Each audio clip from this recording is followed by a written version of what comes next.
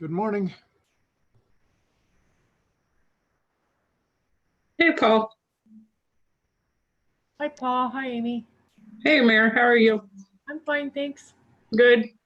Oh, my console's all messed up.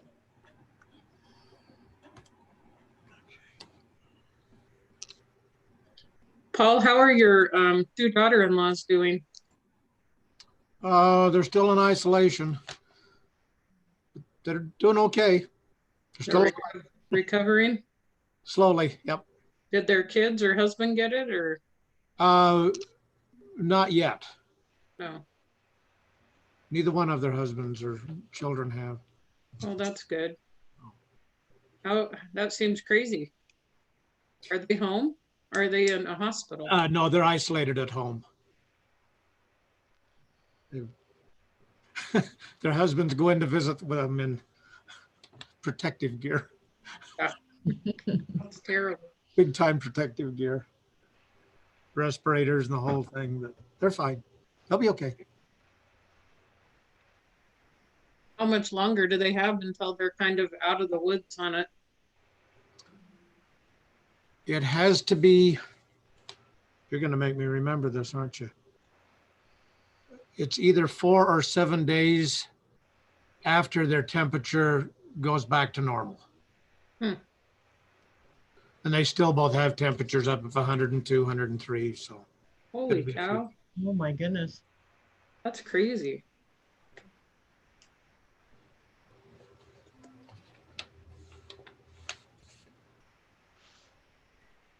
I'm freezing. Is anybody else cold? Yeah, I'm always cold. Oh my gosh. Well, and I'm in this room, and if I don't shut the shades behind me, I look like a black blob in the middle of my screen. And so it's like even colder because I don't have the sun going in.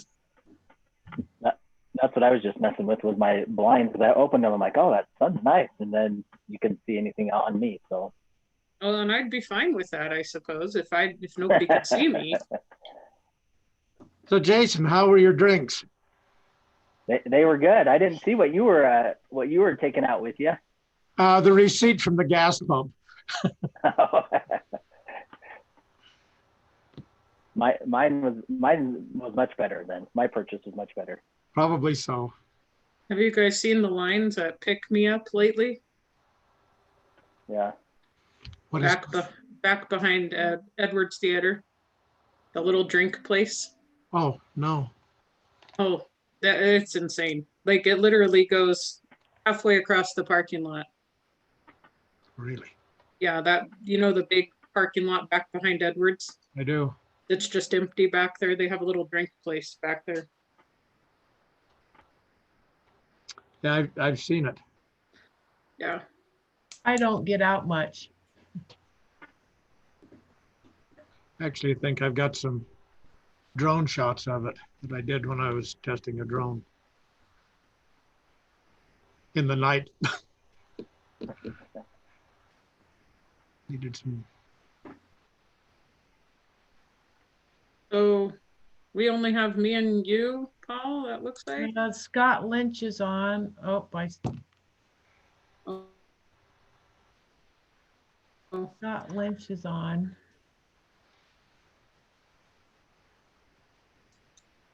Hi, Levi. Gordon's sitting on the beach at a golf course. Yeah, I was. That looks good. Next best thing to being there. You're like, I wish, right? That's right. It's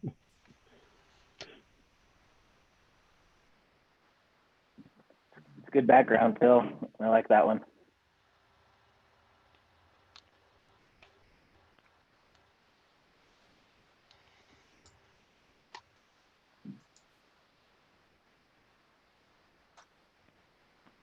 Phil, your posts are out of control. Oh no, what ones?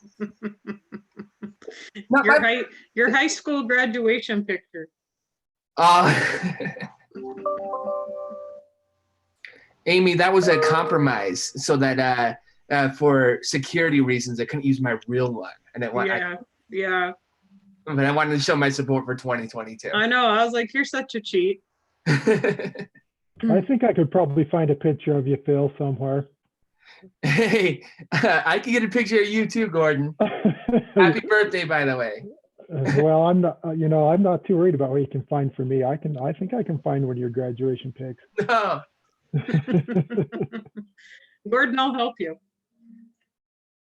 Well, I'm pretty sure where I was at Shelley High School, I could probably dig that up somewhere. I got sources. I think he deserves it after that post. No. Yeah. Gordon also taught me to drive, Amy. He was my driver's ed instructor. Really? Yeah. So Was the year accurate on that, Phil? 2000. Oh no. No, total made up. 2004 or something. So Amy, I think we have everybody but Greg. Yeah, I see Chad. Hi, Chad. Hi, and I saw Scott a second ago. Good morning. Yeah, I'm here. This is Scott. All right, should we start without Greg or should we wait? And Greg just joined. Okay. All right, so we'll go ahead and call the meeting to order. We'll do a roll call. Chad Dance, Here. Greg Calder, Here. Paul Jenkins, Here. Scott Lynch, Here. and I, Amy Landers, am here. We want to welcome our visitors, especially our student council from Bonneville High School. So welcome. It's nice to see student faces and have some different people on here with us. So welcome to our meeting. We need to go ahead and have a motion to approve the agenda. And I would so move. Okay, been moved by Mr. Jenkins, Second. seconded by Mr. Dance. All in favor?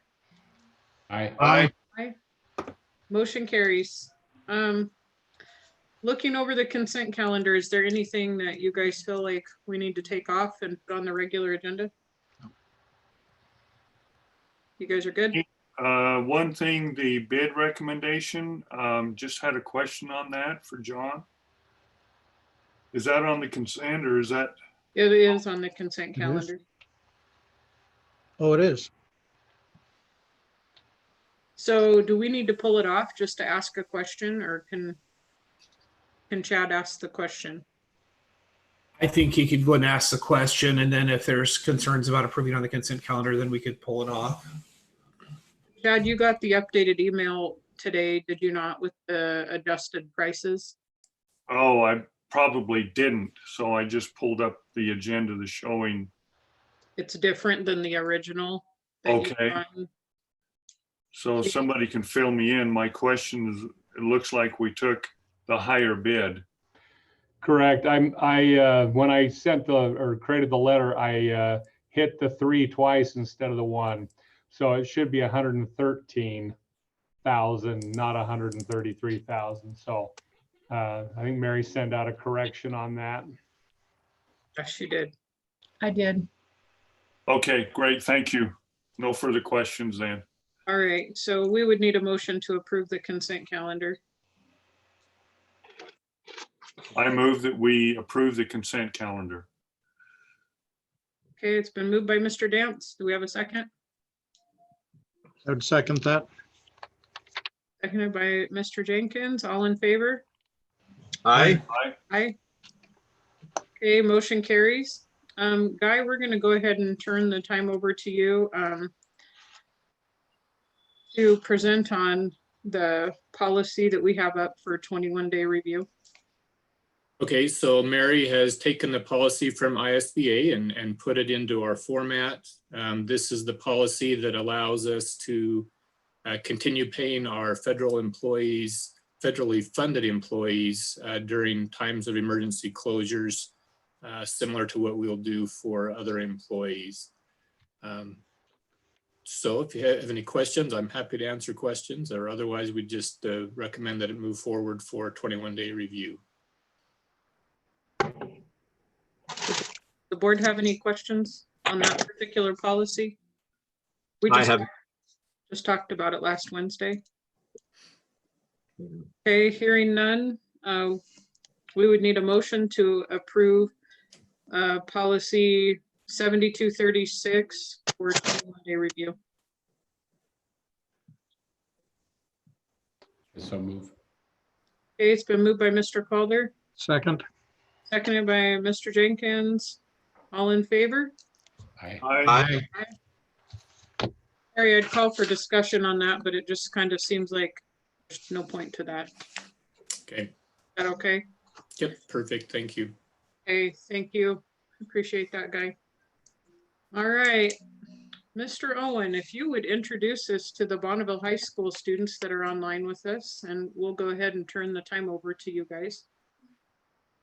Yeah, you bet. We appreciate the opportunity to join with you today and present a little bit about the wonderful things our student council has done. The two students that we have here to present, our student body president, Grace Andrus, and our senior class president, TJ Becker. So they have a presentation they're going to try and share with you, and we'll turn the mic over to them. Thank you. Okay, I'm just gonna get the share screen working. Can everyone see that? Yes, okay. So TJ, you're going first. So Okay. Hi guys, my name's TJ. I'm the senior class president over at Bonneville. So yeah, they asked me to represent all four of the classes, so I will be doing that. First up is our freshman class. This year they had a pretty good year. They were new to Stuco, so they were still kind of learning the ropes of everything and how to like work committees and get activities going, but they did good. Their goals were to hold a freshman lock-in and become closer as a class and to prove themselves to the upperclassmen, which I thought was really cool. And they were in the process of holding their lock-in, but unfortunately with everything that's happened, they weren't able to do that this year. But they did do good with their other goals. I did see a lot of growth as a class. They came closer together and they did prove themselves to us upperclassmen. So they did good with that. Grace, would you move to the next slide, please? So next up is our sophomore class. Their goals were class spirit and to be outgoing and to build personal friendships with their grade. They also saw a lot of success in this. Their class took a big step up from last year, like their class pride. It was really cool to see. They were getting loud at the assemblies and being involved at the games. So it was really good. And a couple of events they had were their candy bar shootout. They did a car smash and a ping pong tournament, and they were really awesome. It was especially fun to see the candy bar shootout. That brought in a lot of money, and it was a lot of fun for students. So Grace, if you'd be able, thank you. And then next up is our junior class, and they crushed it this year. They worked really hard. Their goals were to hold each other accountable and give each other equal roles, to not be afraid to like stand out and start something and be leaders in the school. And then to break down the social barrier between our classes and to make every voice heard. I thought it was really cool. They made every voice heard by making an account on Instagram for their class, and they started a suggestion box that we put out in the Commons. So it was really cool. People could submit their ideas into that box. And then also a few other successful committees they had were the soda shop that they did, where people could come get flavored sodas. They planned the homecoming dance and had midnight movies. It was a lot of fun. They had a really good year. Next slide, please, Grace. Next up is the seniors. I'm going to be a little biased. I think this is the best class. But our goals this year were it was our last year, so we wanted to be really reunited as a class. We wanted to be really inclusive with all the other classes, because that's always kind of a struggle. We wanted to make sure that the other classes felt like they were part of Bonneville High School. So some things that we did is like at the basketball games or the football games, we actually had freshmen on the front row with us this year, which like never happens. Usually the seniors kind of dominate that, but we tried making sure everyone felt included. We wanted to fundraise for all of our different activities that we had to hold this year, and we wanted to hold an extra dance.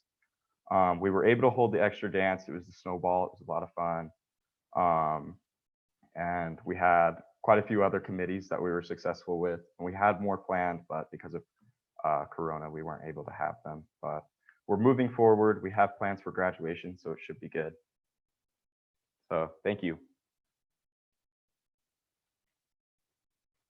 Can I ask a quick question, please? Yes, Yeah. for sure. TJ, back to your very first graphic. What was the cow plop?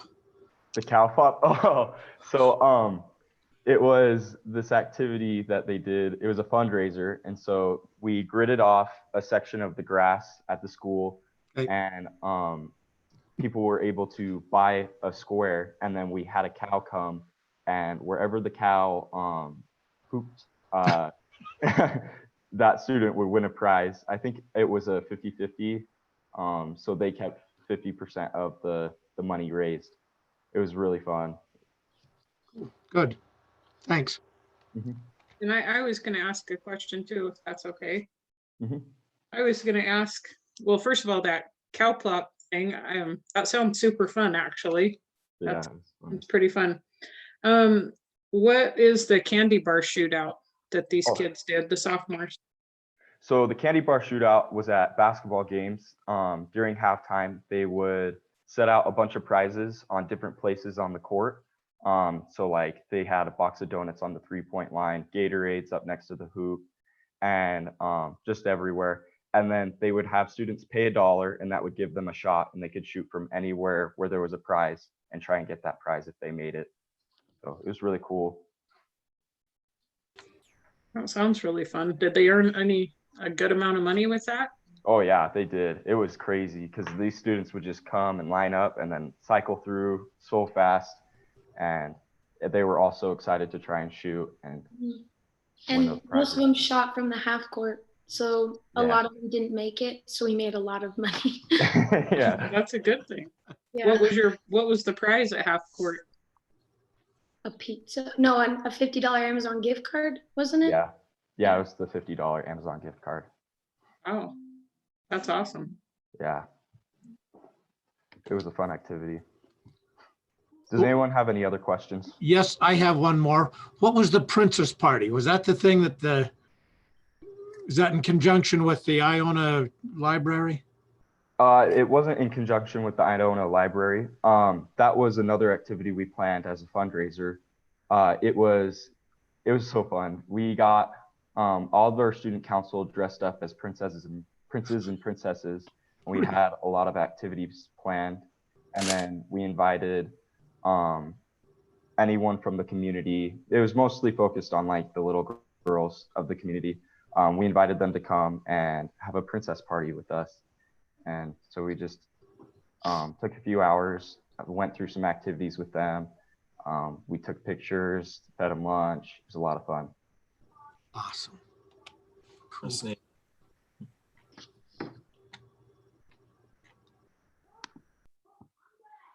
Okay. So thank you, TJ. And thank you for the questions. We love explaining all the things that we do. So I'm just going to take a minute. So I'm Grace Andrews. I'm the student body president this year. And this year, I pulled up a picture of this very old and classic game, Chutes and Ladders. And I think that would be the best way to describe the way this year went. So we had a lot of unexpected shoots, but those led to powerful ladders. And then those powerful ladders, they led to adjustments and adjustments that we weren't the victim of, but instead that we came on top of and we were the leader of. And that eventually led to unity. And so although we experienced some change, the important things stayed the same. And the important things and the themes that we've had across the classes in every single class's goals was there was at least one about relationships, unity, involvement, or some of them had all three. And I think those were the important things that stayed the same throughout all the change that we experienced. So for example, relationships, we, at the very beginning of the year, we grew a relationship with our old advisor, Vic. And And we had a couple ladders because the first week of school was homecoming. The second week of school was Civil War. So we were on a high, we were being productive, we were getting people involved, we're getting kids excited. And then a week later, Vic left and took a job at BYUI, which we're not hating on him for. It's just, that's just what happened. But that was a shoot for sure. And a lot of us took it hard, and we were kind of in a stuck position. At least that's how I felt. And then we grew our relationship with Parker because we were advisorless, so we leaned on Mr. Parker for a little bit. And then we were blessed with Mrs. Clayton, and she was a huge ladder in my life, and a huge ladder, I know for sure, in the student council's lives. She was everything that we didn't know we needed, but at the same time, I feel like we knew we needed. And so that was a relationship that stayed the same and that we grew, because we already had a relationship with Clayton because she's come with us on to Student Council State Conference a couple of times. And so we already had that relationship. We got to grow that. And so that was awesome. And then unity, through the change, we stayed unified and we grew unified. When Vic left, we kind of had to all come together because we didn't have someone who knew exactly what was supposed to happen and what was going on and how to lead that. And then when we got Clayton, then we were able to be unified in joining her and letting her come in and having her lead us in that way. And then after coronavirus and COVID-19 and those things, there was like a week or 2 weeks we were like, oh, are we going back to school? Are we not going back to school? So we weren't sure what the play was and what to do. But we became unified. We did a virtual spirit week, which was super fun. And we got a lot of participation in that, which is involvement. And we also did, we made cards for the elderly people as a student council, and we joined Skyline and a couple other schools in doing that for the elderly people in old folks homes that can't have any visitors right now. So we made cards with that. And I feel like that was super unifying and a ladder for us. And we have, like TJ touched on, we have a virtual talent show coming up and a virtual Mr. Bonneville. And then we're figuring out ways to do a teacher appreciation week and a student appreciation week, how we can implement that in the best way. But even though we had a lot of change that happened, and this year was nothing that I expected it to be, and it's still unexpected as we continue on, we came out on top, and we weren't victims of the adjustments and the change that we had, and instead we were leaders through it. And that was them. They did that. They were powerful. The student council, sorry, not mine, but the student council this year was super powerful and very, very strong throughout the change. And so I couldn't have done it without them. And that's all I have to say. Thank you. Can I ask you a question, Grace? Yeah, for sure. So with all the virtual stuff that you guys have been trying to hold since everything is shut down, have you guys talked and figured anything out with regards to your graduation and what it is you guys kind of want to see? We are thinking about doing a graduation at a drive-in movie theater. That way each student can stay in the car with their family, but then we could pre-record speeches and pre-record them saying the names, and then we'll show like a picture of them, and then you can decorate your car so everyone knows what senior is in which car. So that way it's a ceremony and it's not completely online, but then we're also not breaking those rules and stuff like that. So would you actually use like the drive-in movie screen and have the pictures up there and the speeches up there, and people would tune in to that radio station and hear it? Yes, that's the idea. Wow, that's pretty cool. It's actually a really good idea. Have you guys checked into whether or not that would actually be something that could work? Yeah, we've had a couple of meetings about it, and I've called the Teach on View and they were willing. And so our name is down on May 27th. So we just have to finalize the graduation ceremony and the recording and stuff like that. But that's the plan. So how would that work with you guys, like picking up a diploma and stuff? Would you guys just drive by the front of the screen and grab it from one of the admin, or?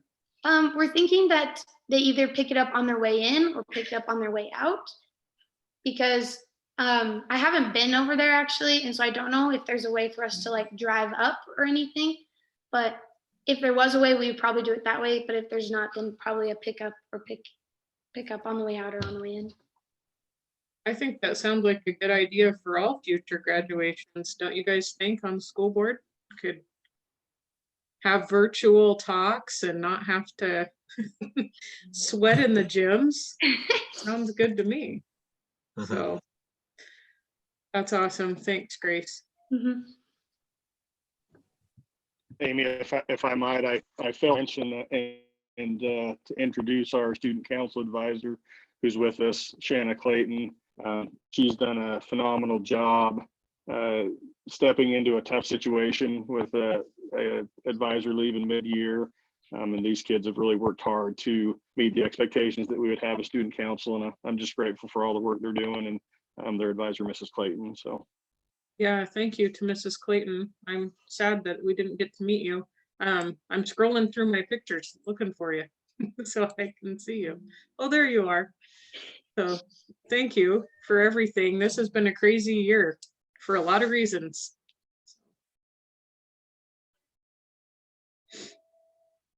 If I can just say a couple words about Grace and TJ and the rest of the council. It was quite a learning curve for me. And Grace is telling the truth when she says that they were unified and they helped and they stepped up to the plate. And I'm really proud of them. And they're continuing every time we meet Tuesdays and Thursdays and our other meetings. They are ready to go and ready to lead the bees, and they're doing an awesome job. I really liked that Grace said that they're not victims in this whole thing, that they've learned to just step up and lead through it. So I think it's awesome.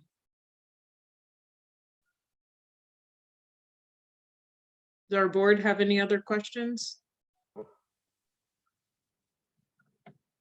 I've got one. So Grace and Ty, through this COVID-19, all the challenges that we've had this school year, what would be a message that you'd want to say to your fellow students out there? Maybe personal lessons you've learned and maybe a message to them about what everybody's going through right now. What would you say? I know it's kind of a couple questions, but just curious to hear your thoughts on that.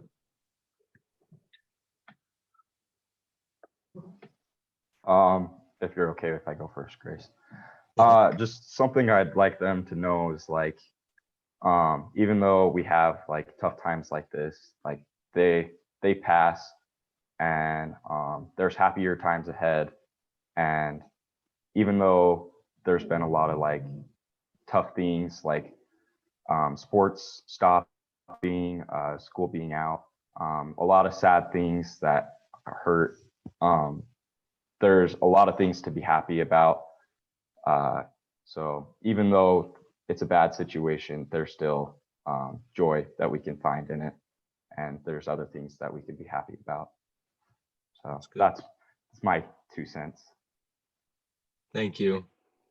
I would say, just kind of going off what I've previously said, that think of how nice it will be if once this passes, that we can think back and say to ourselves that I wasn't a victim and I was empowered through the hard time, and that I didn't sit at home and have a pity party, and instead did things that helped me in my individual growth and stuff like that. Because it is hard, and there's a time to be sad and take as much time, but always have a goal in the end to come out of that and to grow from that instead of staying there. But yeah, that's just what I would say, is just that we don't have to be victims of all of these things, because we can't do anything to change it. And so we just have to keep on keeping on, type of thing. Yeah. No, that's great. That's wonderful. We appreciate you guys. You guys have been strong leaders, and we could see the examples you guys have shown. And we definitely get that feeling from both of you and from the students. So from all of us at the board, I just want to say thanks for everything you guys have done and for your great leadership. It's been neat. So I just want to go ahead, Chad. Madam Chair, I'd just like to say thank you to Grace and to TJ and all of the student council, all of the officers, for the great job you've done. And I know you've created a lot of enthusiasm in the school, and those activities at the athletic events has created some fun times and great sportsmanship. And I'm very sad that we were not able to have spring sports, and really sad that the seniors didn't get to have spring activities. That's an important time for senior classes, and I'm really saddened and sorry that that didn't happen, but I appreciate your great attitudes, and your voices are heard and your voices are strong, and we're all going to learn from this, and you guys will remember 2020, and you'll teach your children and your grandchildren about these difficult times that we've all gone through, and we will all learn from them. So thank you and congratulations for great work this year. May I just make one comment? I am really proud of Bonneville. I'm a graduate more than half a century ago. So yes, you do live past that day. But the tradition that you've carried on at Bonneville High School is, you're adding to the legacy. And I just want to give a personal thank you for the wonderful things that you've done. The projects you did, obviously they were involved everyone, and just a thumbs up. Thanks, guys. Bonneville rocks. We appreciate you guys. I had the opportunity to be over there for the Hope Squad event that they had for just a few weeks right before the shutdown. And I don't know, I've just never seen so much participation with all of the kids for everything that was going on. And there was a lot of participation. I was absolutely floored.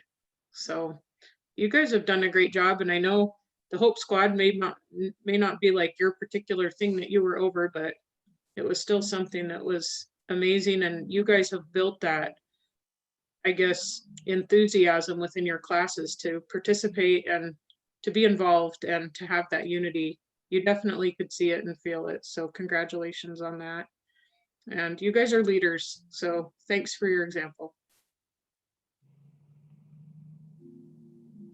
Is there any other questions that you guys had for us, or questions for from the board?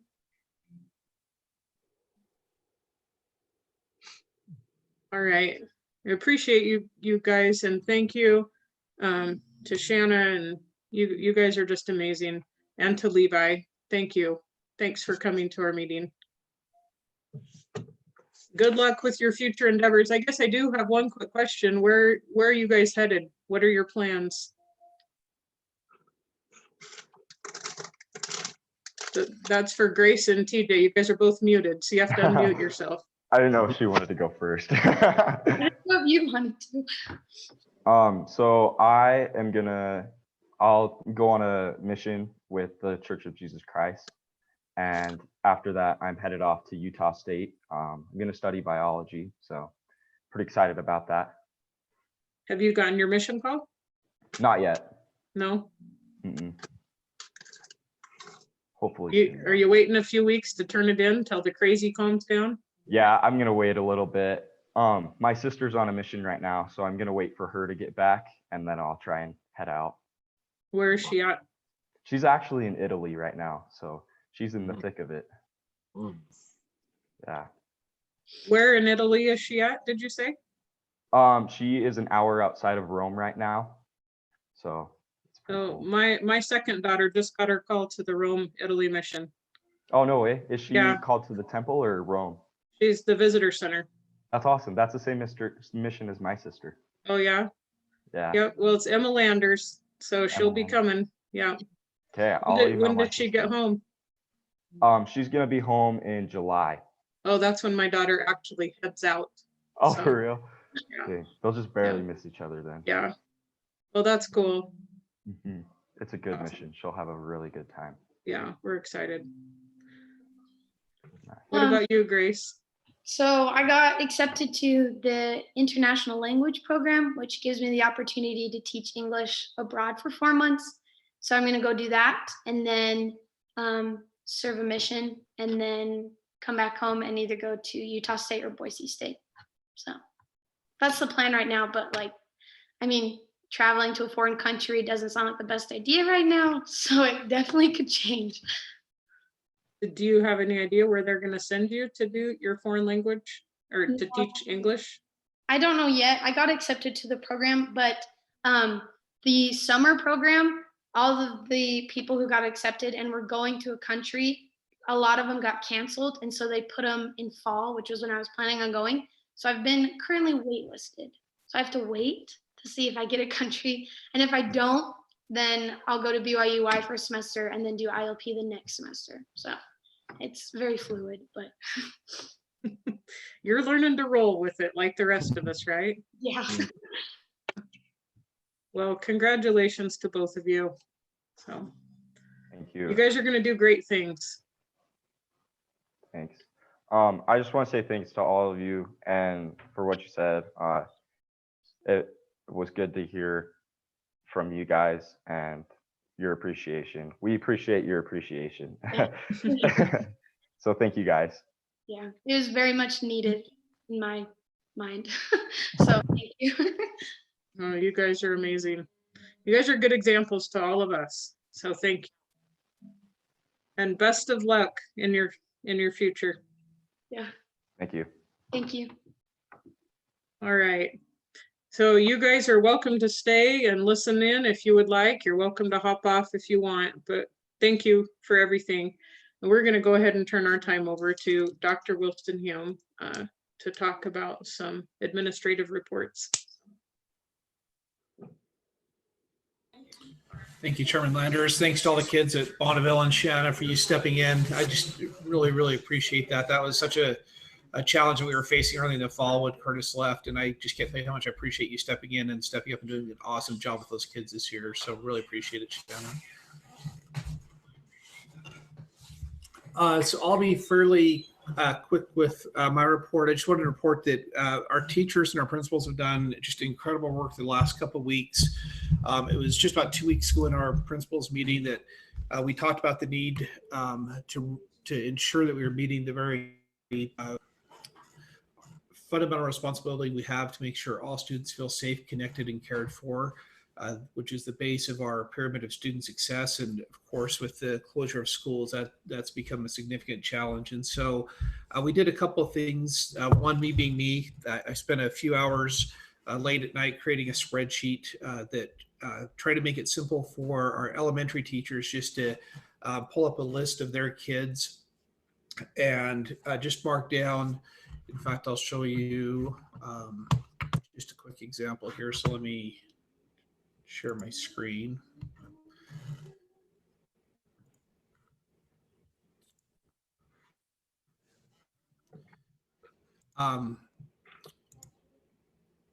So teachers got a list of their kids, and then we just asked them to go in and mark with just pretty much a simple check mark if they had been able to contact their students, how they'd been able to contact their students, if their students were able to connect to the internet, who still needed internet and who still needed Chromebooks. And so the fundamental idea was simply that we knew we had students that hadn't connected yet. They could be in situations where the families didn't know that they had an opportunity to request help or support with getting connected to the internet, that they had an opportunity to request a Chromebook from their school. And so while we'd reached well over 90% of our kids, I wanted to make sure that there weren't kids out there that we were missing. So our teachers did a great job at responding to that. We still got one or two that I don't think have quite finished theirs. But this chart shows just across the district where we are, which the chart summary is great. But the most important thing is we really know, and principals know down to a kid by kid level, which teachers have, which kids that teachers are able to connect with and what the needs are. And so in addition to this, there was a column out there for teachers to put in any notes that they wanted their principals or us at the district to be aware of. Those get into some pretty heart-wrenching situations, kids in some, like we've talked about the last few weeks, just some kids in some really challenging circumstances. And I just really cannot express my gratitude enough that our teachers are doing, I believe, everything they can to reach out to kids, let them know that they're there and help and support them. At the secondary level, this gets to be a little bit more challenging because now instead of having a list of say 25 or 30 kids that a teacher would go in and check, at the secondary level, we've got somewhere between 150 and 250 students that are assigned to that teacher. And of course, the kids have 6 teachers in a school day. And so creating that seamless way for them to report that just wasn't as feasible. But we had great discussions with principals, and principals had already been proactively working with their teachers and letting them know that if there are kids that they couldn't connect with, to reach out and let them know. So it's a little bit more of an informal process at the secondary level, but teachers have been sharing that information back with the principals, and principals have done a great job reaching out and trying to follow up with families. And again, I feel good about where we are, but what we know is we've probably lost at the secondary level, I would say probably 2 to 3% of our kids through this, just based on the reports we've got back, and it's really not from a lack of effort. Some kind of funny reports coming back from our principals meeting yesterday of parents hanging up on our principals when they've called because they're kind of tired of the principals calling and trying to get the kids engaged, or just multiple text messages going out trying to reach out that have gone unreplied. And so our principals and our teachers have done a remarkable job, but what we know is we are losing kids through this situation, and we'll just have to do all that we can to try to get those kids back and re-engage with their learning, and work to design extra help and support for those kids once they start again in the fall. So that's pretty much the report that I had on that. Again, key outcomes, if we've been able to identify additional families that need internet connectivity, and Gordon's been working really hard to get our hotspots in. Unfortunately, it's just like a lot of things in our lives right now, it's a supply and demand issue, and so we're still waiting for shipping confirmation for our second round of hotspots that we could connect another 150 families or so. We'll be doing some follow-up with families to see if there's ways that we can maybe use internet service providers in the area to get them connected sooner than waiting for the hotspots. But there's a little bit of work to do on that to see what the connection cost is, and what the terms of service of that contract would be if we go that route. So still doing, I truly believe, everything we can. I think we've been very proactive with this. I really believe in my conversations with other superintendents in both our region and across the state that we're typically 4 to 5 steps ahead of where most other districts are in our thought process and what we've been doing. And I'm just grateful we have been, because if we would have been behind the curve on the hotspots or some of those other things, then we'd have a much higher number of families out there without internet connectivity.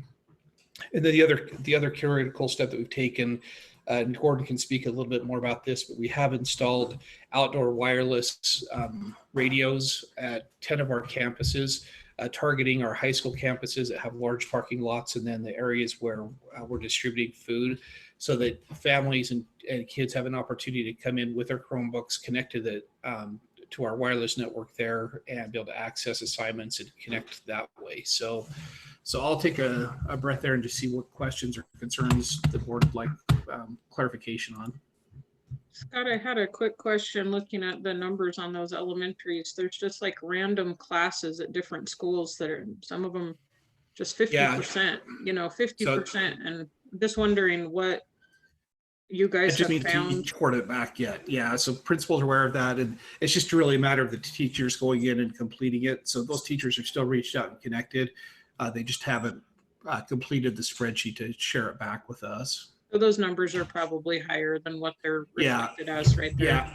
Yeah. There's really, if you look at the typical numbers, you can see the totals here, I think, are very typical of what we've been able to do. So you can see across the bottom by grade level, and then across the side by school.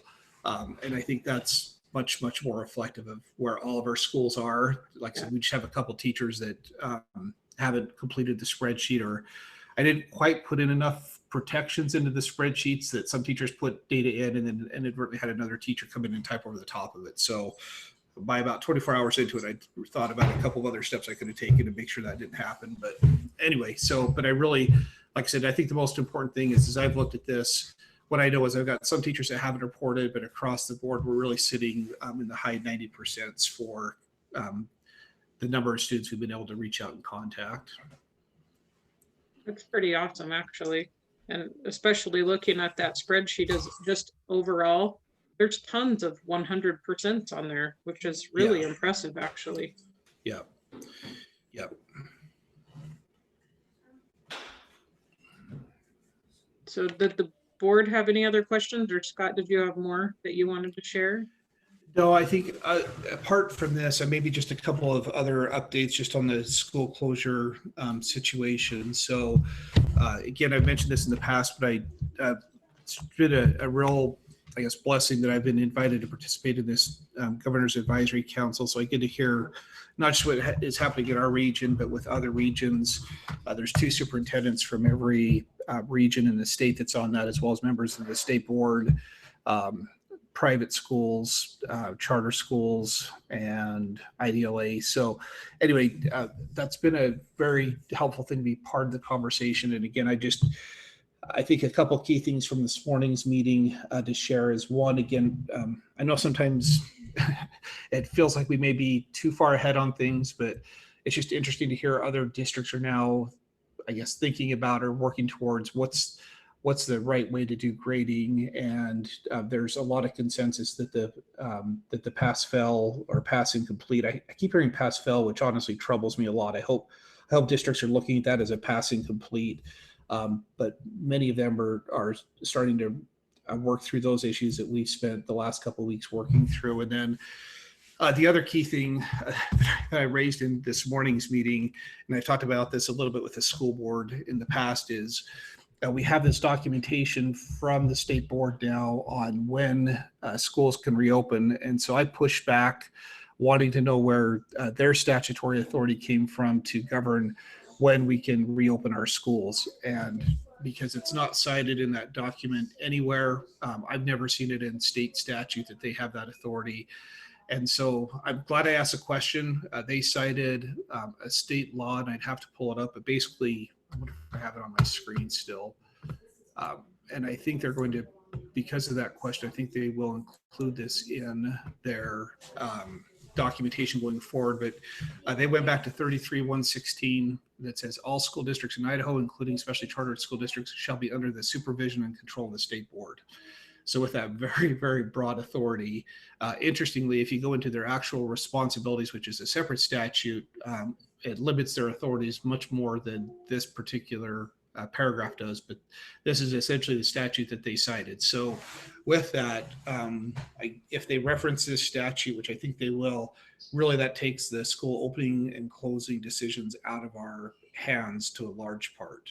So it'll just be interesting, I guess, to work forward from this point on. When do we reopen schools? So I don't know if that's helpful to the board or not, but it was helpful to me to understand, do we have to continue to take actions as a local school board, or are we simply deferring all those decisions to the state board? And this is, again, their statute that they're using to say that they have the authority to close our schools. Have they talked about fall at all? Or are they even looking that far ahead? Yeah, but the document that they put out, I think in their minds is mostly about fall and less so about this spring. I really think that their belief is schools should be closed for the rest of the school year, with the potential exception of some school districts that may not have identified cases, but even some state board members are pushing back on that, simply saying that could be simply a matter of lack of testing and not of actual spread of the virus.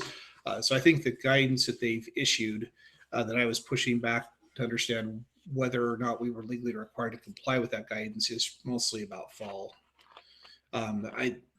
This is an aside, and I don't know if I should repeat it or not, but a conversation with the superintendent from Region 5 with the state board, he was told that the school closure isn't just this school year, it's summer school as well. So again, that hasn't been necessarily communicated to us, but that was communicated to him, which was somewhat helpful to know. So our summer school would be online? So if we were doing any type of summer school, if that statement is accurate, then we'd have to go to online. And I think that would also mean that we cannot run Pine Base in the summer, if that statement is really the intent of the state board. Well, Scott, I appreciate you asking that question, and this is a pretty broad statement. And I understand the closure for the rest of this school year, but I would have some pushback if they want to close us, you know, next fall and even in the summertime. I mean, there's really an even Pine Basin. I don't know as we ought to close that, but Yeah, I don't either. Those are, I think, all the things that we struggled with. So it'll be interesting to see as we get another week or two into this. I think the state board's going to have to give some directive about what summer looks like for schools.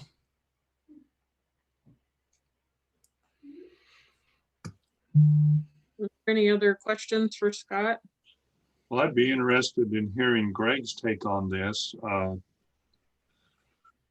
Because I don't know to what extent, you know, a local board could push back on this and say, you know, if in our community, we're not seeing the difficulties as maybe they are in a more populated area. Yeah, I would certainly defer to Doug Nelson on that topic, but I think that statute is pretty clear. There's not a lot of really in that statute. It's very broad. It obviously gives the state board a ton of control. So I think we're just gonna have to take our direction from state on that until the state says that those kind of decisions can be made at a local level, is what it sounds like to me. Are there any other questions? So just for clarification, the document that they've approved are guidelines that school districts can reopen, but within those, probably the most restrictive statement is that no social distancing guidelines can be in place. And there was quite a bit of discussion about that with the state board members in this meeting today, and I think they recognize that there's going to have to be more clarity around that issue.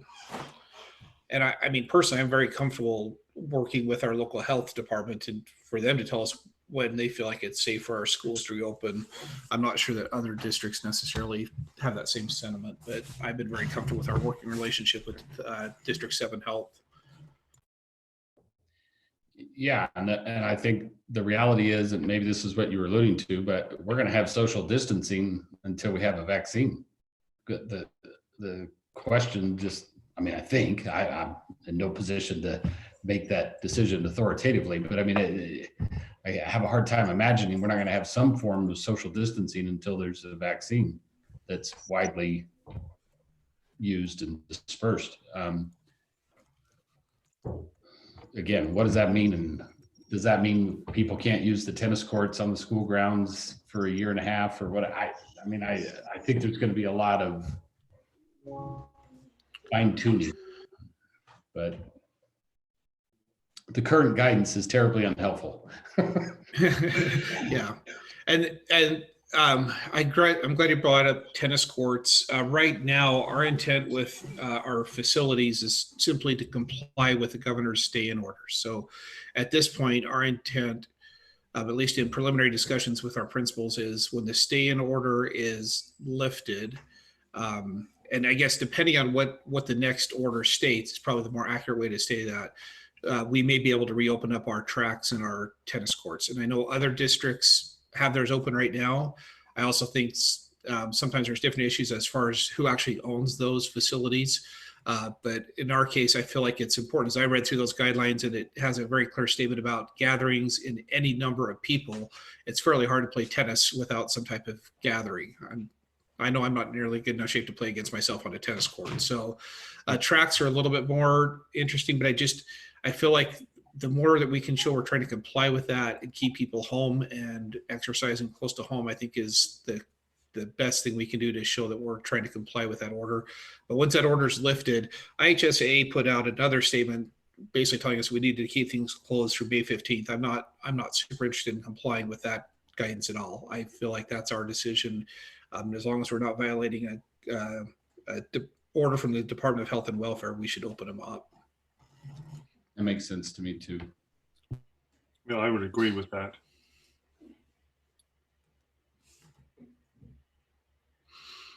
All right. Are we good to move on, or do you guys have any more questions or concerns, comments? No, Amy, I would just like to tell Dr. Wilson-Hume thanks for that data to help us know and understand that these teachers are out making contact with students and that they're working really hard to get them. And I worry about those that we're losing contact with, but it's a very small percentage. But just thanks for all that hard work. Yeah, I definitely would echo that. I've talked to some of our teachers, and it is a lot. And the ones that they can't get a hold of, they're turning to the principals, and the principals are just working really hard as well, contacting trying to contact the people that they can't contact. So anyway, it's a ton of work. So yeah, Scott, if you would pass that on, that we appreciate it. Yeah.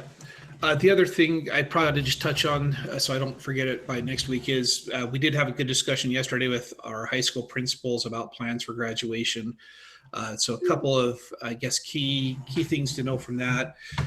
So they're all working on some type of alternative graduation, basically based on understanding that we will have social distancing requirements in place in some form, and just not knowing yet what those will look like.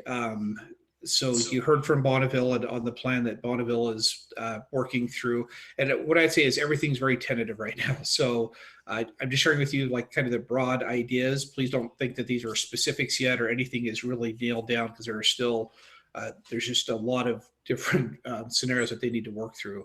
But all of the schools are looking at some type of virtual event.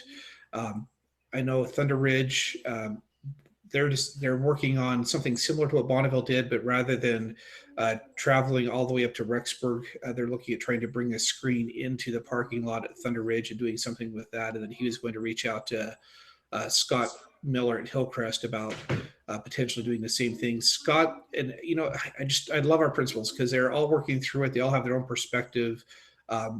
It's probably worth noting that our board policy, I learned a vocabulary word yesterday. I'm sure Greg knows this one, but it was a new one for me. Plenary, P-L-E-N-A-R-Y. So if anybody's not familiar with that word, it's used in our board policy about commencement exercises, and says that school principals have plenary control over the commencement exercises, which means it's completely the school principal's decision. But they are working with their elected student officers on what ideas they have to make those, to see what's feasible to do. So, and typically that falls to the senior class officers, are the ones that are primarily responsible for graduation. So with that, Scott had some concern about doing something in the parking lot and just whether or not people would comply with the social distancing requirements. I'm not sure if you saw any of the feedback from Facebook, but when they turned on the stadium lights, not everybody complied with the social distancing requirements. We had people out of cars and giving hugs, and that gives Scott a lot of concern, which I appreciate. So he's kicked around whether or not we could do something still in the gym with taped off areas and super limited seating to do something. So again, those are just the ideas people are talking through or working through right now. Linden has basically some type of screen set up that he's planning to do a projection out in his parking lot and do people in cars, or have people attend that in cars. And I think Corey is planning on just virtual broadcast. So we're not all over the board, but there's definitely not a consistent answer either. Everybody's really kind of looking at their own situations and trying to determine what the best is. What we do need is for board members to plan on recording your speeches. They still would like our board members to give the remarks that you had planned to give. But we would like to record those, trying to do as much as we can pre-recorded so that it could be a fairly seamless presentation. So I just ask you to reach out to your school principals to see if they want you to do that at home and just send it in, or they may arrange a time for you to actually come into the school so they have a consistent backdrop through those videos. So any questions at all right now about graduation? So Scott, have you skipped ahead and this is our thing on the agenda that we were going to talk about? Should I have looked at the agenda before I started talking? Well, I'm just making sure because it says graduation commencement exercises and has a list So I of probably- who's talking. I'm just making sure, like, is this something different or is this all? No, I forgot that I'd asked Mary to add that in at the last minute yesterday. So this is the key thing I wanted to touch on there. Well, hey, we've just knocked it out, so this is good.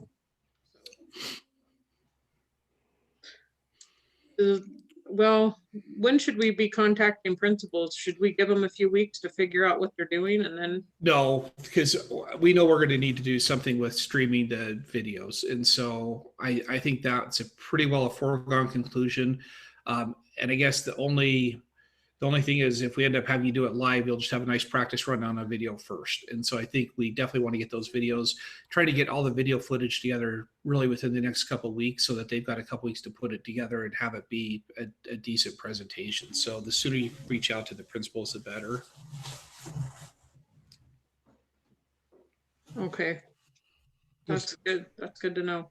I would make my studio available Thank you, on a Paul. limited per capita basis. If people want to come in and record here. Thanks, Paul. Sounds good. All right. Are we good to move on, or is there anything else under that graduation that we need to be discussing? Okay. Thank you, Scott, for that. We'll follow up with our board members, and so basically we just need to get on writing our speeches and contact the principals. So thank you. We're going to go ahead and turn the time over to Jason Lords to talk to us about our curriculum policy. Thank you, Chairman Landers. Yeah, and I had Mary put a couple of documents into your board packet. I don't know if they'll be helpful or not, but really this goes back to the dual credit conversation that we've been having of what do we want to do with dual credit. Interestingly enough, we started last year looking at our curricular materials policy, and we had 3 policies that were all separate that we felt like were, I'm not sure why they were separate. I think that's where a lot of our confusion has come from. Of you'd go and find one of the documents and go, okay, yeah, well, we're doing this, this, and this. Well, over since last spring, we really started changing the procedures and really what we were doing with the policy of making sure that when teachers were using whether it's new textbook, novels, what they were doing, that we were getting those approved. So I love that we have Laserfish because it's made it so much easier for us to be able to put forms together for teachers to be able to approve. And really what's happened throughout the year, even with this policy, we've had a few discussions looking at what we want to do with it. The draft policy that you have in there is it's a very, I don't know what word to use. It's a draft. But basically all that is taking the 3 policies that we had before, the 2520, 2530, and 2540, I believe, those 3 policies, and basically just put those all on this draft. And we still want to do more work with it with our learning team of what that's going to look like. Scott and I were looking at some things yesterday. It looks like portions of it haven't been reviewed and changed since 2005. Well, we have our curriculum and materials that we use are different. And I think this goes back to a little bit of the conversation we were having even with standards. And I think a lot of times we get confused of the difference between standards and curriculum. A lot of times we have parents that are fighting standards, but it's not necessarily the standards they're fighting. They're really fighting the curriculum that's being taught within those standards. And so just with just number of changes, you're talking about 15 years of a policy that we really want to go through this policy and look through it. So as we were starting this policy and starting to review it and look at it, then, you know, we've had a number of things come up. When a teacher goes to purchase a new textbook, we have a textbook requisition that they fill out. Basically, it's a laserfish form that they request the book, you know, tell us the ISBN, give us all the information so that we can order a book. And before this year, we would just go and purchase the book. Well, what we've added to that is a supplemental curricular form that a teacher fills out before we approve that purchase. And so, and in there's a number of different things. Is it really goes back to is it supplemental curriculum that they're using, or is it actually the core curriculum? And how we look at that is, I guess, like a secondary textbook to me is that core curriculum, or the elementary math book is the core curriculum, and then teachers outside of that may be using other resources and trying to determine of what we approve that way. And then, as we discussed, I think it was last week, I don't know if they're all running together. Anyway, as we discussed before, is if a teacher is going to use like a novel with the entire class, then we want that approved, and we want the board to approve that. So it's kind of, I guess, some backstory. And then throughout that whole process of knowing we were going to review that, then we had the novel in the dual credit class issue that came up, and so now we have some other questions that before we can really get going into this policy that we would need to ask of the board. And I think we were wrestling with these questions last, I don't know, feels like year, but it's only been probably 2 or 3 board meetings. But and hopefully I won't have to use any appropriate words like Scott had to, but I think the big question for us is going back to the question of dual credit curriculum, dual credit textbooks. And what ISU is saying is if the board has the control of that, then they have issue with that. And we're saying, well, statutorily, we're struggling with that. What I did, as I was doing some research, I found, when I went back and looked at the dual credit board rule, and I put that in your packet, and it was interesting. I mean, of course I've read it, but like anything, when you're reading something just to read it, or you're reading because there's a purpose to the reading, it was interesting to me that the wording that they have in the I guess what caught my eye in the dual credit was the line where it says post-secondary institutions work closely with high schools to deliver college courses that are identical to those offered on the college campus. And I don't think it's a big surprise, but it was just interesting to me, the wording that was in the board rule. And what does that mean? I don't know. Does that mean the exact novels? And even as ISU said, that their teachers there don't teach the same novels. They just submit their syllabus to the it must be the chair, and then that's where it's been approved. And it's not necessarily a specific novel, just making sure that it meets the criteria that they want for that class. So I think that's really the biggest question we have is the board willing to give up what our policy, our current policy says, is that all textbooks would be approved through the board.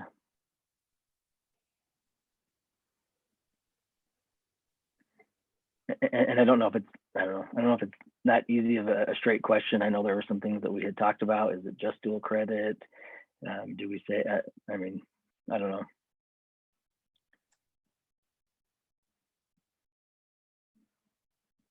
I don't know. I know we've talked about a lot of things, you know, and those dual credit teachers are working for the college as well. But I don't know. I mean, those are our teachers too, and they're teaching in our building with our materials and our students. So I don't know. Jason, you mentioned some materials on credit, but I don't unless I'm looking in the wrong spot, I didn't see that in our materials in our board book. So It should be, yeah. I don't know if Mary put them in, I think yesterday, that has just, I mean, all it has is just our draft policy. You're not seeing the draft policy. I do see the draft policy, and then I see the one Idaho statute on, you can have a committee or whatever. Maybe I just misunderstood what you said. No, I was just saying those, and really, I just put those on there. Not that, I mean, we're really making any decision. We just want some, I guess, some kind of guidance on, especially with the dual credit of what you feel comfortable with. And of course, as we keep moving through this, we'll continue to share with you the draft. And as we get closer to the policy, part of that conversation was we wanted something to be able to go through the process and be approved for August, especially for the dual credit. And because we were having that conversation with the dual credit, we wanted to be able to just get this policy all together and ready to go at that same time. So it wasn't anything specific, really just some, I guess, some things that I had been researching, and just a couple of the items that I found with the two different statutes. One is the State Board of Education, but there is on number 4 of that, what is it, 33-118, where it's a state board, but then on 4, it just talks about the Board of Trustees of each school district being able to adopt that. And so I just thought I'd put those in there just so you had that for your information. Oh, that's what I did. I just didn't scroll down far enough on the statutory one. That's my problem. Okay. Okay. I see now. That's helpful. Well, and I don't know how I don't know how helpful it was, but I thought I'd put those in there just so you had that for reference. And okay.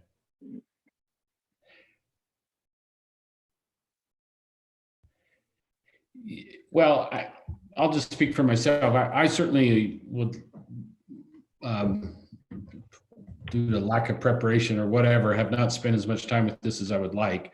So I appreciate the start of the conversation and having some materials to think through and review a little bit. And the dual credit issue does seem to me to be the complicated one, and I think we all have kind of wrestled with that.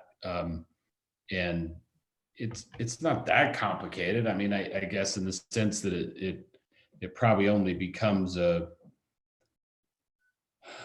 rub if the university has approved a syllabus and that teacher, professor, whatever you want to say, has chosen a book, and then we decide we're not comfortable with it. That's when the tension happens, I guess. Yeah, and the process we have of a teacher having to submit that before a book's purchased or whatever. I mean, I guess in all reality, if we had that policy, we never had an issue with it, and the college wouldn't know about it, then it would be fine. It's just when the issue comes up, and now they're saying, well, we don't, if you're approving or not approving certain novels, then we don't agree with that. Yeah. But and like I said, this is kind of just the start. I was trying to get some information. I did a little more research on NASEP. What they, I don't remember. I think it was 2 weeks ago when ISU presented. They brought up NASEP, and I listened to what they said, but I hadn't done a ton of research on what NASEP was, and so I was just looking to see what NASEP is, and basically it's a set of standards for specifically dual credit, or what they call concurrent credit classes, and they have two different things in there. One of them is where the high school teachers are teaching it, and then they also have a section for their teachers that go to the high school and teach the classes. And basically it just has sets of standards in there, and then they have to be able to follow those standards and get those approvals. It was pretty vague on the curriculum part of it. It didn't specifically say our teachers, what our teachers choose as curriculum should be what's taught. But I mean, I don't know. I wish it was not as vague, but What was interesting about that with NASEP is there's 20 states that use those, and Idaho is one of them, and it has the Idaho Board of Education as one of the people that are using that, and so I thought that was interesting because I hadn't heard that until it was brought up last week with ISU, so that was good learning for me. So is it correct that those standards are what determine whether that's how a particular university is evaluated as to whether they're accredited to offer credit at the college level or whatever? Yeah, that's where the credit goes through for the concurrent enrollment. And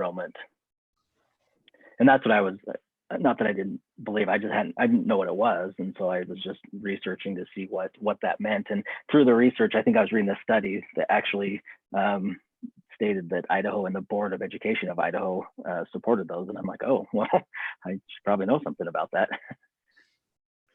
Okay.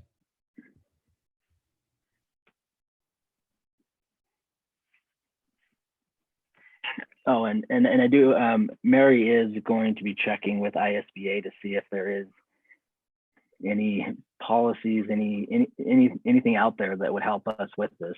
And I just don't know. I just don't know if ISBA has just said, well, it's the college and what I don't know. It'll be interesting to see what she gets back from them. I think that will be helpful once we get some information from them, if we get information.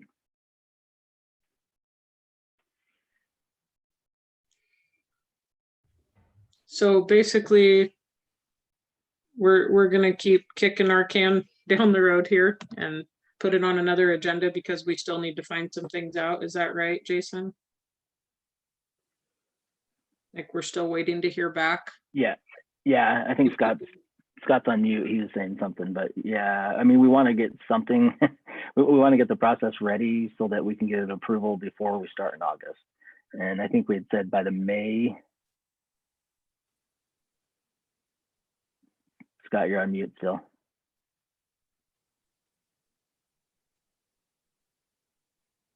Two ways to mute myself to make sure I don't say anything inappropriate. So I had one muted, not the other. Hey, if you can say anything inappropriate, this is the topic. So what we have is we really need to have the policy for initial consideration at the June board meeting, and then we could do 30-day review in July and have it approved in August, so it's ready for the school year. So we do have some time. I think the discussion was that we would want some type of formal directive from the board at the May board meeting. So we just put it here to see if there's anything else that we can help provide to the board to help you make a decision in May. If you want us to come back with, I guess, what our recommendation is, honestly, I'm just like you, I'm struggling with even with what our recommendation should be, because I see there's pros and cons to going either way with this, and I'm not sure there's a right answer. So yeah. Well, Scott, the language says that the board has ultimate responsibility for all purchases, and I think somewhere else approval. I mean, so I agree. It's probably not practical for the board to look at everything that comes in. So we've got to have Jason and his team on that and helping us with that, so that we have confidence that when something's approved, it's been reviewed and considered and vetted properly. I agree. And if you scroll down under the guidelines, Chad, you'll see that is Jason's responsibility. And so his responsibility is to review, select, and recommend books and supplementary materials to be used in the schools. So I certainly don't expect that the board has to read through every book. I really appreciate the questions that you've asked in the past when you've had questions about books. But primarily that's Jason's responsibility. Of course, he's working with our learning and instruction team, which includes principals and then even another level of getting recommendations from department chairs when certain books are proposed. So that really just the fundamental question is whether or not we want to delegate or cede authority for dual credit curriculum approval and just simply say it's a college level class and that's the college's discretion and not ours. And again, there's benefits to that. There will be some drawbacks to that as well. Can I ask a couple questions? Sure, that's the whole point, is we wanted to talk So- through the whole thing with you. Yeah, I had a couple questions because I wanted to know if it's a dual credit class and the teacher selects the book, and basically ISU told us on the phone the other day that they pretty much just take the teacher's recommendation for their syllabus and say, okay, so the teacher pretty much makes up their syllabus and ISU approves it. But with that, if they come up with a book that they want their students to read in their course, District 93 is responsible to purchase the book. Is that correct? Yeah, that's welcome to the wonderful world of dual credit. But that has been one of the challenges with the expansion of dual credit classes, is because we are still a K-12 system, we're responsible for providing the materials to the kids, and we can't. Well, until the lawsuit regarding fees is successfully resolved at the Supreme Court level, the Idaho Supreme Court level, I don't think we'll necessarily have clear guidance on what we can and can't do. But because of that fee lawsuit, we've assumed complete responsibility for purchasing all curriculum materials for students. Right. So we're the ones paying for the book, and Correct.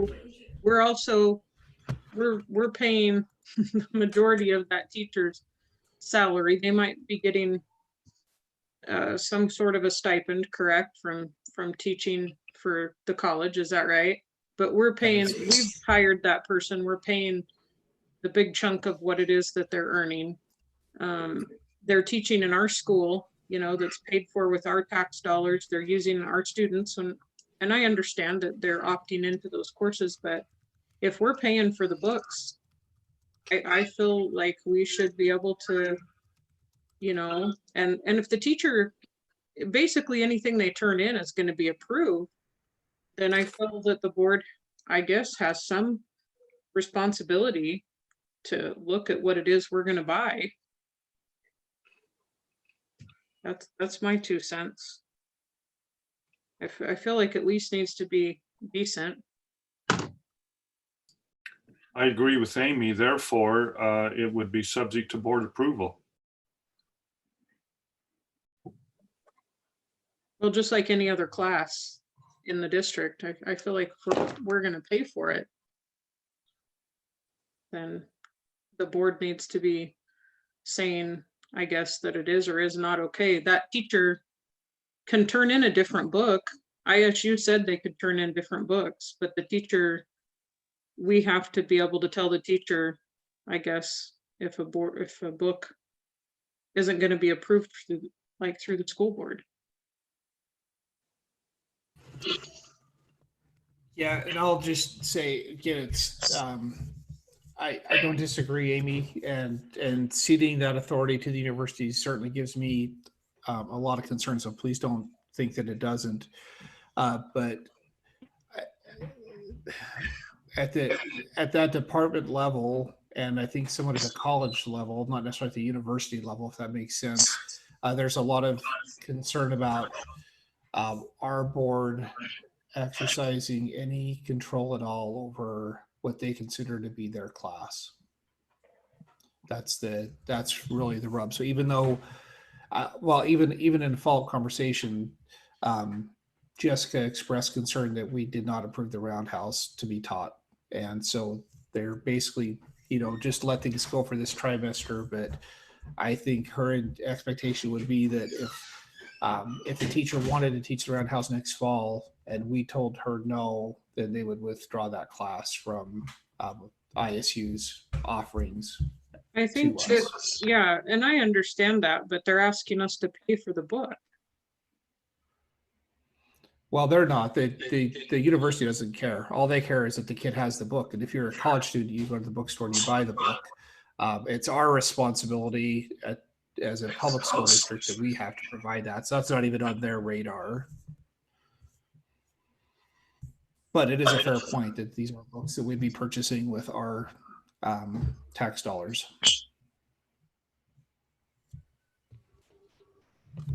I guess I kind of go back to the idea that couple of things. And I'm just gonna, I don't want us to get in the business of banning books. I don't think that's, we talked about giving a disclaimer to the parents and to the students. I guess I'd still kind of like to pursue that area a little bit. I don't know. I have real heartburn one way or another, but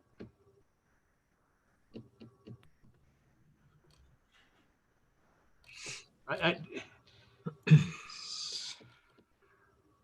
I'll stop there for now. Yeah, to me, for myself, it seems like this is just kind of it's not a no-win situation. It's just there's so many factors to this that both sides can't come out on top and win. But I do think that there are some things, we have a committee that's responsible for review and recommendation.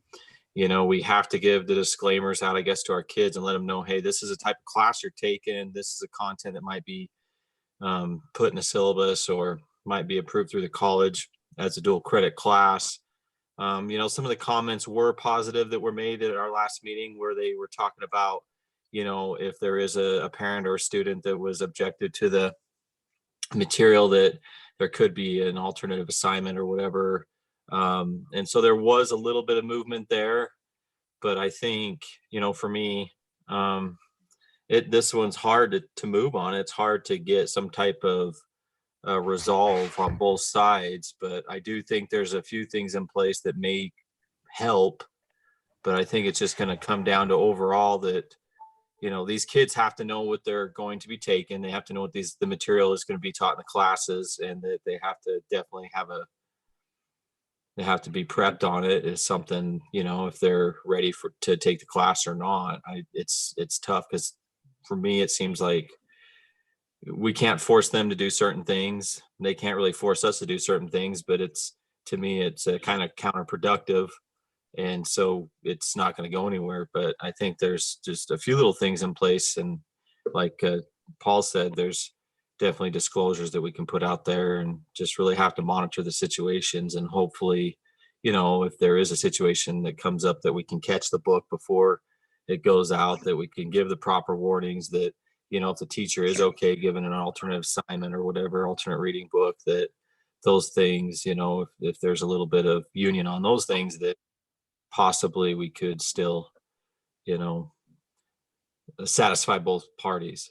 So thank you, Scott. I think, I hope I'm not cutting anybody off from wanting to talk, but I think what may be helpful is that we bring essentially a policy, and then maybe an amendment or a clause that could be added to that for dual credit, so that the board would have, I guess, a clear understanding of if the board does decide to include in the policy ceding authority for approving dual credit classes to the university, then what we would do in response to that. So things like the statement that would need to be included on the syllabus, and the clear communication would need to happen with families and parents' option to essentially, what they would need to do if they wanted to follow the parental rights that they have in not participating in that book, and what the consequences at the college would mean for that. So I think that might be a helpful way. So there's at least something concrete on the table we can talk about in May at that meeting. And I think, I guess the other thing, I had a pretty hard stance on this a month ago or 6 weeks ago, however long it's been, it first came to our attention. But some key things that have, I guess, made me take a little bit of a step back are, one, understanding the role of this particular course. This course is a linchpin in the pathway for students to earn their associate's degrees. And from the university perspective, if I think about it from their perspective, that means that a student is earning an associate's degree from Idaho State University, and they would be required, if they were at that college, to read a book or a similar type of book, just for the sake of argument. And if they're to take that class, and the reality is the likelihood of them having to read some type of novel that may have objectionable content, I think, is fairly likely. So from their perspective, if we alter that, then we're giving kids basically half of their university experience without them actually having a full university experience, if that makes sense.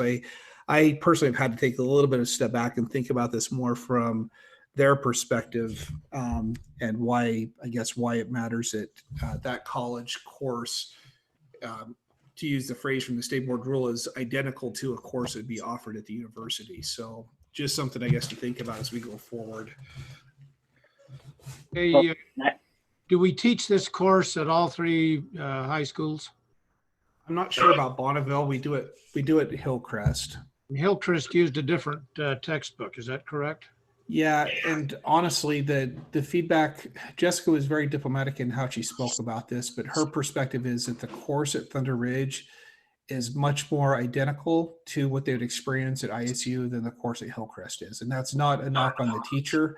It's not about their effectiveness. She spoke highly of both teachers and what great classroom teachers are. But as far as the content and the readings that the students are exposed to, she felt that the Hillcrest course is much more a high school course. And Thunder Ridge is much more what students would typically encounter at ISU. Scott, in past years, the course was taught at Bonneville through the University of Idaho. That teacher has since left Bonneville, and it was not taught this year.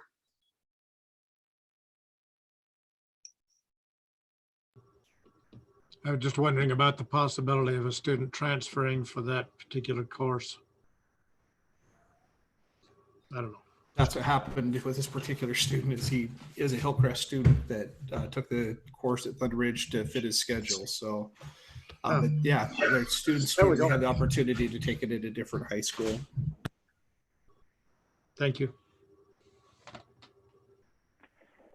I think the proposal for what we're going to see next time makes sense to me, and I just like you to, and I think you're already planning on this, but just to emphasize it, to see what other guidance we can get from the state board on this issue, as well as maybe just some of the other larger districts that are dealing with dual credit issues all the time, and getting a survey of whether they have a different policy as to curriculum for dual credit than non-dual credit classes. So that would be helpful to me as we evaluate what our options are. Yeah, I would agree with that 100%. I would like to hear what other districts are doing, particular bigger districts than ours, and also looking into what ISBA and the state board have on that. So yeah, I would echo Greg. Yeah, as I was researching some of the other things, and since we talked last time, there wasn't much, but I'll continue. I mean, I'll continue to look at the other school districts. I may even have to reach out. I was just looking online on their websites and on their policies, but I can definitely call other districts and see specifically what they're doing. They might say, "What are you talking about? We've never had that issue." It's certainly possible, and it does seem to me this is an area that, you know, regardless of what we do this summer, may make sense to have those what do you call it, the resolutions kind of process, because at the end of the day, the state board is the one that ultimately needs to solve that, and they have jurisdiction over both the university and the K through 12, which is a nice problem to have in the sense that, you know, at least we don't have a board that's in charge of, there's two different boards that are in charge of the different institutions. So they need to solve it. I mean, obviously we got to deal with it too in the meantime, but that's really where it ought to be dealt with. Yeah, when I was researching, that's what I kept hoping that something would come up that we just weren't aware of, but it just, I haven't found that yet. Yeah.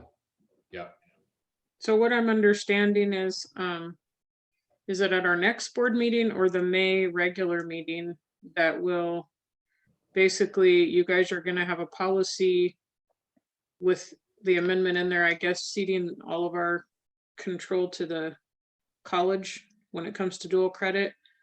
Are you guys going to just propose that, or are you guys going to bring some back?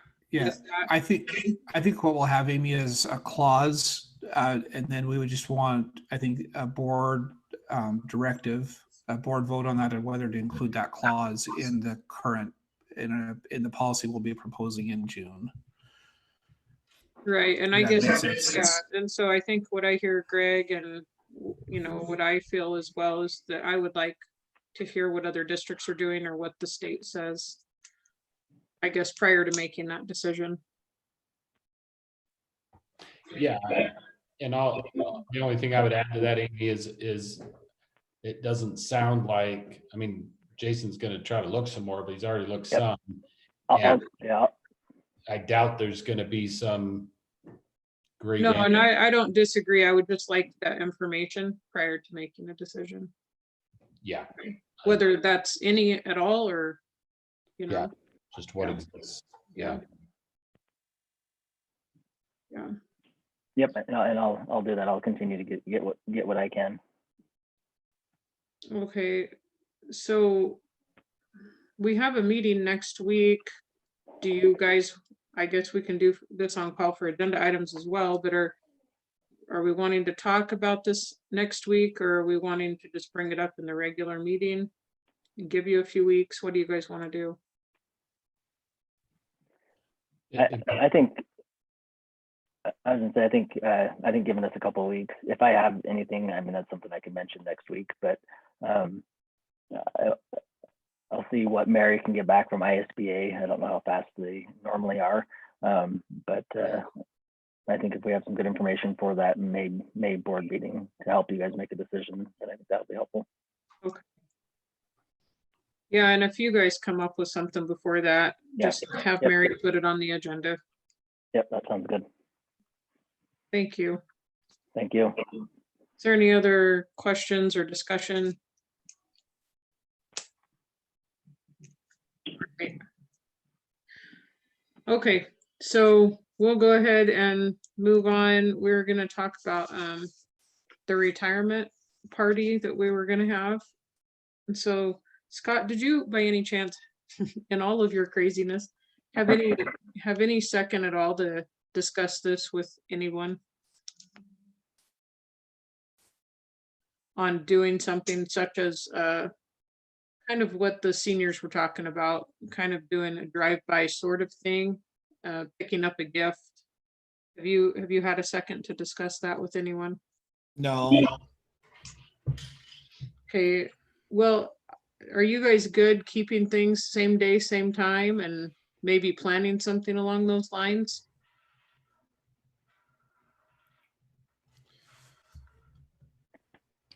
We have 13 retirees that we can recognize.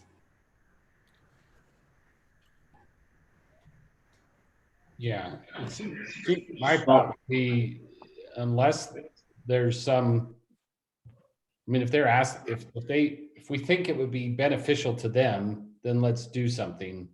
If it's going to come across as like we're just obligating them to show up at something that's not all that helpful to them, then I'd just as soon not do it. But so it ought to be driven by what our best guess is as to what would be helpful to them, is my take.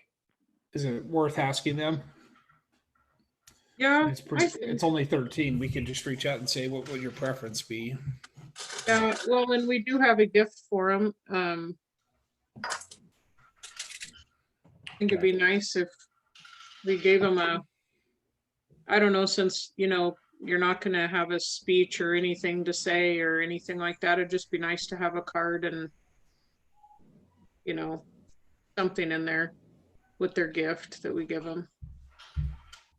Yeah, and none of us knows for sure, but I think there's a high likelihood that we're not going to be under the same level of strictness on leaving our homes, for example. And so maybe, you know, with that small of a group, there could be some individual efforts done as well. You know, for example, I could take 2 or 3 of them, make arrangements or whatever. I don't know, but yeah, it seems like some feedback from the 13 would be helpful.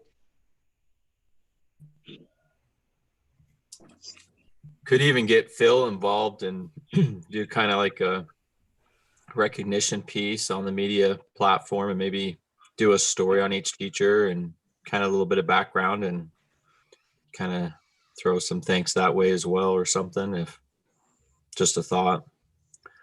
And then that way we could still let people know that we appreciate them and that they've served in our district, and give a little bit of information about them and what they do and done. And so just a thought. I mean, that might be more meaningful, honestly, is if we just spotlighted them and showed that on our social media. That we'd get a lot more people viewing that than we ever get walking into the retirement meeting at the end. So Yeah, I guess my only question was just how are we going to get them their gifts? Do we want to give them to the principals and have them go into their schools and pick those up, or? yeah, I mean, they'll need to get back into their classrooms or offices or those things. So I definitely think we can use principals to get gifts out to them. All right. So do we want to task Phil with a like 30-second thing for each retiree? And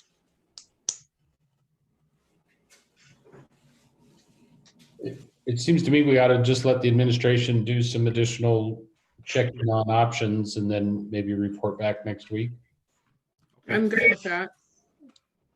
Scott, are you guys good talking about that, or asking the retirees what they'd rather do? Yeah, if you're okay, we'll just have Mary reach out to them and get a see what their preference is. Okay, I have ordered the nameplates for the gifts today.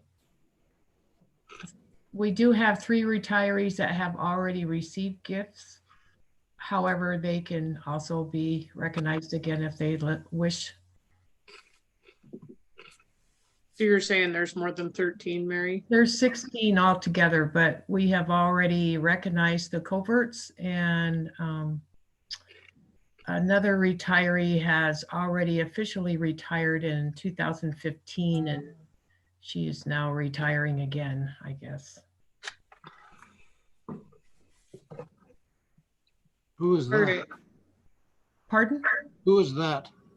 Dixie Johnson. Oh, she's retiring again? Yes, that's what I understand. It's a loss. We're still working on keeping her. All right, so we'll just wait back till next week. So we'll go ahead and put that on, I guess, on the agenda, Mary, for next week, and then we can figure out what we need to do so the board knows if we need to be somewhere, or one of us needs to be somewhere, however we're going to do it. Okay, I'll put gift bags together and then we'll decide how to get them out. Thanks, Mary. All right, is there any agenda items that we need on our future meetings or upcoming meetings? Amy, so one, I guess I don't know if next week is a special meeting or if you want to wait till May, but I received word today that advisory council that the governor's office is not going to waive the requirement for school districts to apply for instructional hour waivers. So we'll need to have the board approve a waiver of instructional hours that we can send in for approval to the state. It is a special meeting next week. Yeah, I mean, it's basically, it's a flippin' hoop. So I don't mind doing that in a non-traditional meeting if that's okay with the board. Yeah, I'm okay with that. Is everybody else okay with that? I'm fine with that. We have our Thunder Ridge and Hillcrest student councils next week. Is that what I'm reading right, Mary? Yes, and I've heard from Lance Miller, and Lincoln will not present student council report in May. Okay. All right. But yes, Hillcrest and Thunder Ridge are on for next week. Okay. All right, so is there any other agenda items? I'm wondering if you want to pick up the discussion again on the budget.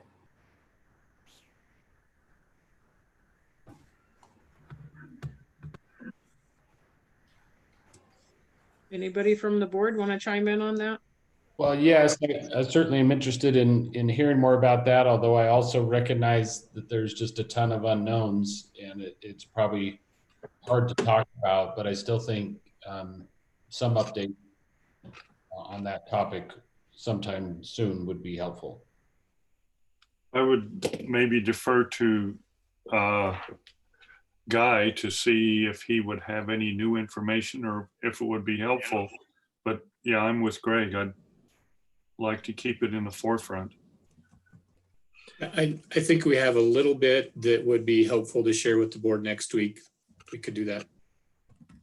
Okay. All right, is there anything else?